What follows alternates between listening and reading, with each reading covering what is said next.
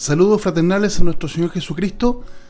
Queridos hermanos, este año 2024 hemos comenzado un ciclo de pastorales para adultos, en el sentido de que es una catequesis dirigida a gente adulta para que puedan reafirmar fundamentos de fe y para corregir aquellos conocimientos que están errados o desviados, con la finalidad de regularizar la situación pastoral en el sentido de bautizarse o crismarse en nuestra Santa Iglesia para ser parte de la comunidad. Estos ciclos son los días martes, pero también se está enviando a aquellos que lo han requerido un video cortito con lo sustancial de nuestros encuentros, que va a ser enviado semanalmente. Y esta semana hemos comenzado con la definición de quiénes somos, ¿cierto? Cómo nos definimos. Y nos definimos en primer lugar como iglesia. La palabra iglesia es un concepto que viene del griego antiguo, eclesia, y la eclesia en tiempos de Grecia, es decir, en el siglo VI a.C., ya fue ocupada por el gran Solón para definir una asamblea de carácter democrático que organizaba la vida de Atenas.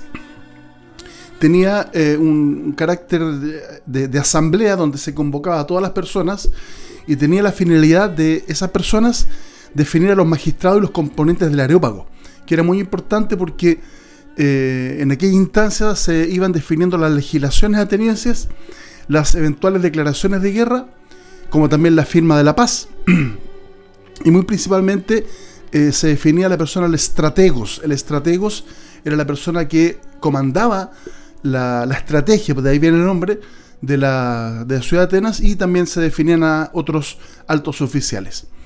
Esta palabra eclesia, que se traduce después como iglesia en el concepto cristiano, ¿cierto? Viene de dos palabras griegas, una preposición ek, que significa hacia afuera, salir, y kaleo, que es un verbo que significa llamar o convocar. Por lo tanto, es el llamado que se hace hacia afuera para los que puedan venir y convocarse en torno a esta finalidad que dijimos en Atenas, ¿cierto? Posteriormente Roma toma este concepto de eclesia en el sentido de que era lo que conocemos en la Edad Media como el pregón, es decir, venía una persona por un pasillo largo que era un mercado, tocando un instrumento fuerte para llamar la atención, y al final se ponía en una tarima, que era el lugar donde anunciaba el pregón, las noticias o las decisiones de la autoridad. Recordemos que en ese tiempo no habían medios de comunicación, redes sociales, ni televisión, ni nada. Por lo tanto, era la única forma de hacerlo público en un lugar donde había mucha gente convocada y esa gente escuchaba las decisiones de la autoridad. Ahora, esta palabra eclesia la toma después la traducción griega del Antiguo Testamento, que se llama la Septuaginta, y esta Septuaginta, ¿qué es lo que hace? Toma el verbo hebreo kahal, o el sustantivo kahal, y lo traduce en todas sus instancias como eclesia. El sustantivo kahal está presente en todo el Antiguo Testamento y tiene que ver con esta congregación del pueblo en el día sábado, en el Shabbat, y era para descansar con la finalidad de escuchar la palabra de Dios, ¿cierto? No era descansar solamente por tener vacaciones, sino que significaba que no se hacía ninguna actividad productiva para poder tener la concentración absoluta en escuchar la palabra del Señor. Tenemos, por ejemplo, este testimonio en Éxodo 31:13, que dice: ciertamente guardarán mis sábados, porque esto es una señal entre yo y ustedes a través de sus generaciones, para que sepan que yo soy el Señor, el que los santifico. Entonces, el día de reunión, ¿cierto?, donde el Cajal, la asamblea, se reunía, era para ser santificada por la palabra del Señor. También tenemos otro testimonio muy importante en Deuteronomio 4:10, que dice: reúneme al pueblo para que yo los haga oír mis palabras, ¿cierto? Entonces ya tenemos una inspiración del día sábado, que no solamente era para descansar, sino que para oír la palabra del Señor. También tenemos en el profeta Joel 2:16, que nos dice: reúnan al pueblo, santifiquen la congregación. Y esta congregación es el Cajal en hebreo, que posteriormente se va a traducir, como dije, en la versión griega del Antiguo Testamento, la Septuaginta, como eclesia. Entonces somos una iglesia, somos una comunidad de personas que se ha congregado para oír el mensaje, que en este caso es el mensaje del Señor Jesucristo en la iglesia cristiana. Ahora, ¿cómo se define esta iglesia? Esta iglesia se define como cristiana ortodoxa, ¿cierto? Y dos conceptos, ¿cierto? El primero, cristiano, es bíblico. El segundo no es tan bíblico, pero se adoptó en nuestra iglesia oriental. Somos cristianos porque creemos en Cristo. En los primeros años de la vida de las comunidades cristianas se conocían como los del camino, o se conocían como los nazarenos, o como los seguidores de Jesús, o los del carpintero. Pero el testimonio que tenemos en Hechos 11:26 nos dice una frase muy importante: y los discípulos fueron llamados cristianos por primera vez en Antioquía. ¿Por qué fueron llamados por primera vez en Antioquía cristianos? Porque recordemos que se desata la persecución de Nerón contra la primera iglesia, donde es martirizado el obispo de la primera iglesia de Jerusalén, Santiago o Jacobo, y esta iglesia se dispersa. Y al dispersarse, las personas huyen, ¿cierto? Pero muchos de ellos llegaron a la ciudad de Antioquía, que está en el norte de Siria, porque era una ciudad cosmopolita, abierta, tanto desde el punto de vista económico, cultural, filosófico y también religioso. Es decir, acogía a todas las tendencias del pensamiento y del conocimiento. Por lo tanto, encontró una tierra fértil. Aquellos cristianos perseguidos encontraron una tierra fértil para poder reunirse, reanudar sus actividades familiares, económicas y también la actividad religiosa. Y fue tanto el testimonio que ellos daban de su vida cristiana que los paganos, los no creyentes de la ciudad, al ver el comportamiento de estos cristianos, los empezaron a llamar cristianos. Los creyentes en Jesús fueron llamados cristianos. Y es muy importante el nombre cristiano porque nos relaciona no con Jesús, no con el carpintero, no con una secta judeo-cristiana incipiente, sino que nos vincula fuertemente con el concepto del Cristo, el elegido de Dios, el ungido de Dios.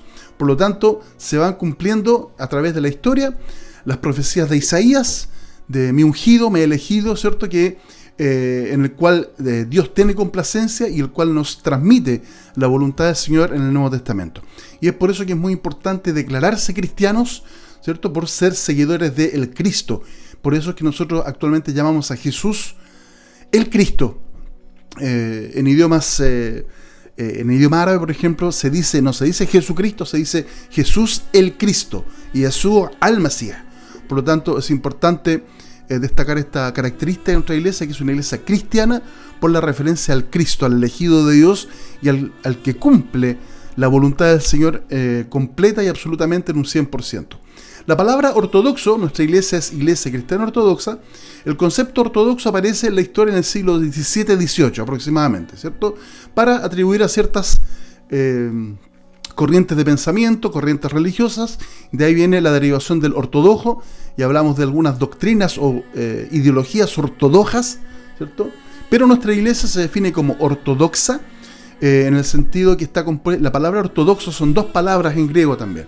Orthos, ¿cierto? Que significa correcto, recto, adecuado, cierto, y de ahí provienen otro tipo de palabras como la ortografía, como la ortodoncia, como lo ortopédico, que son las correcciones a la grafía y a la dentadura y a todo esto. Entonces, orthos, recto, correcto, acertado, y la palabra doxa, que viene de fe, creencia, postulado, ¿cierto?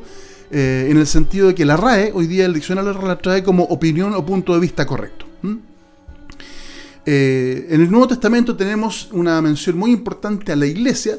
¿Por qué? Porque era estas reuniones de personas al amparo de una casa los cobijaba esto. Entonces tenemos, por ejemplo, en Hechos 10:1, que nos dice: Lucas, había en Cesarea cierto hombre llamado Cornelio, que era centurión de la compañía llamada La Italiana, era piadoso y temeroso de Dios junto con toda su casa. Entonces tenemos que ya un elemento pagano, no creyente, como Cornelio, era temeroso de Dios. Viene un discurso largo de Pedro, ¿cierto? Predicativo, donde él anuncia a Jesús, ¿cierto? Y a la resurrección de Cristo. Y finalmente, al final de la perícopa, en Hechos 10, 47-48, leemos: ¿acaso puede alguno negar el agua para que no sean bautizados estos que han recibido el Espíritu Santo? Ellos, después de la predicación, reciben el Espíritu Santo, y continúa les mandó que fueran bautizados en el nombre de Jesucristo. Por lo tanto, se bautiza Cornelio y toda su casa. Ahora, Pablo es muy claro al enviar saludos a la iglesia que está en la casa de, o bajo el techo de. Leemos en 1 Corintios 16-19.